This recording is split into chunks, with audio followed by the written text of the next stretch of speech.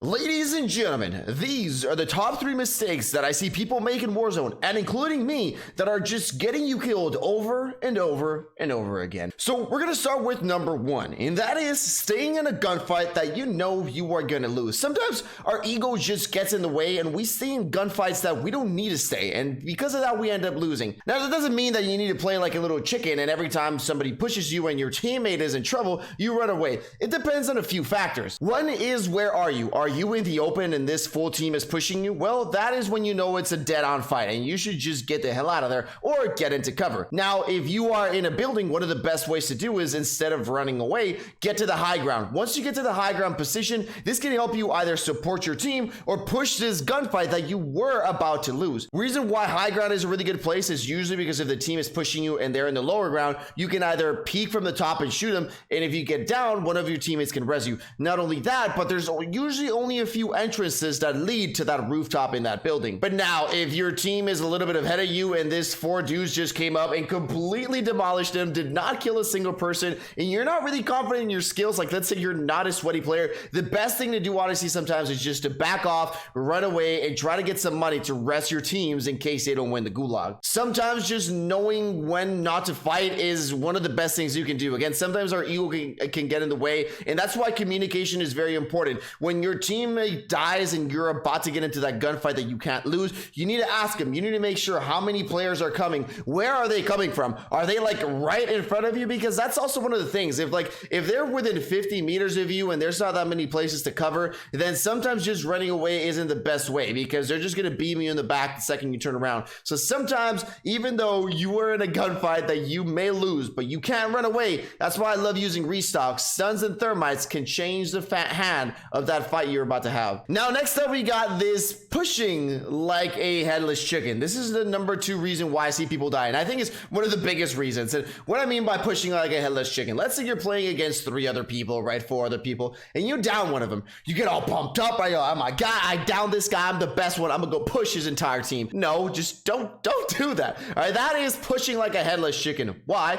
Because you have no idea where their other team is. You don't know if they're right below you, right in front of you, to the right, holding the angle, about to push you. You don't know absolutely anything. So when you do not have any information of one of the teammates that you just down, of the enemy dudes, do not push. What I always do is, once I always down a guy, I evaluate the situation. I try to make sure, I ask my teammates, where are the other guys, what's going on in here, and then based on that you evaluate and then you push. Again, I just see too many people downing and then immediately going into they open the door and the other 3 enemies are right there and you just get confirmed. So again, just always very important, every time you down somebody, it is always very important that you evaluate the situation. This also goes with the stuns. Sometimes I feel like people throw a stun, and if they stun somebody, they just go directly to them. Before you rush them with that stun, again, make sure you kind of know where the other teammates are at, or sometimes use your double stuns. It's always worth it. All right, now for the tip number 3, I got a bunch of stuff included, but this just entitles of being lazy. And what do I mean by being lazy? I think this is the one that kills me the most specifically. And being lazy is just skipping a bunch of parts in the Warzone world that will keep you safe, and you just basically don't do them. Number 1 is in the stairs. Now, being lazy in the stairs is just because there's so many stairs, you just run up like this, right? Like, you're not even paying attention. All you do is running like this. Now, this is being lazy in Warzone. Why? Because you don't have your weapon ready. You're not really aiming at anybody. You're not really expecting anybody to be here.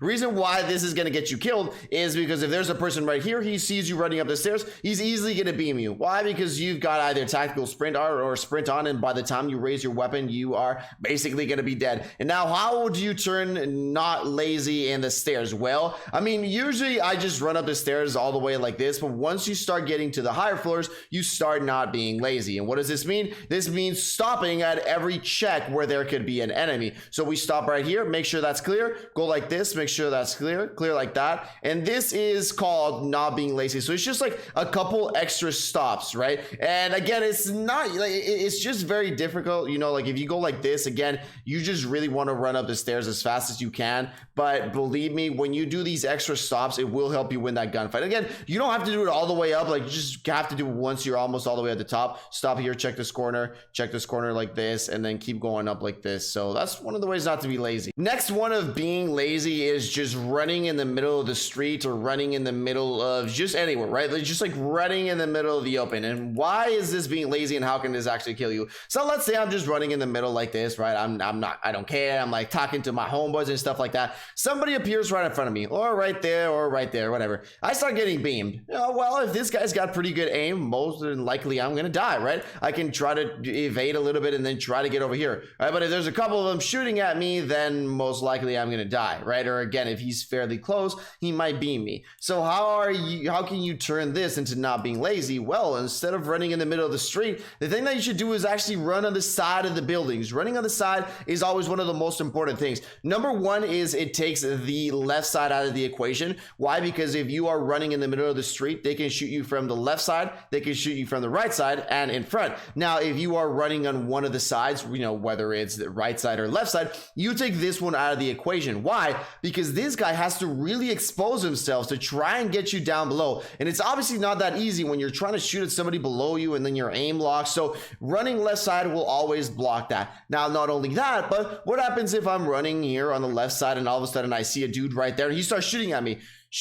and the second he shoots at me, boom, I'm out of danger. Even if I'm here, he starts shooting at me, I got a door right next to me. So when you are running on the left side or when you're running beside objects, again, he starts shooting at me, you go in that door. It's always going to be a lot easier to escape danger than if you're in the middle of the street running from here to there or from here to there. It's going to be a little bit more difficult. But now let's go into another scenario where there's just not that many buildings, right? Like here, you're trying to cross from here to stadium, right? And the zone is coming and it's right behind you and you're getting beamed from everywhere. Running lazy would just be this, right? You just running straight forward like that. But there are other ways to do it. So what you want to do is you want to try to find the places that have cover, right? So you got cover here, you got cover there, and then from there you try to push there. Or you could go left side because you got cover here and you got cover here. So left side would actually be the more optimal position. Again, these are things you got to move on the fly. So from here, if let's say there's somebody right there, I start shooting like this, try to get behind cover here. From here, then you'd go to this position, hide a little bit over here, try to get a couple shots on that guy over there. Once he goes down, then you try, and this is a long run right here, but again, you're always trying to run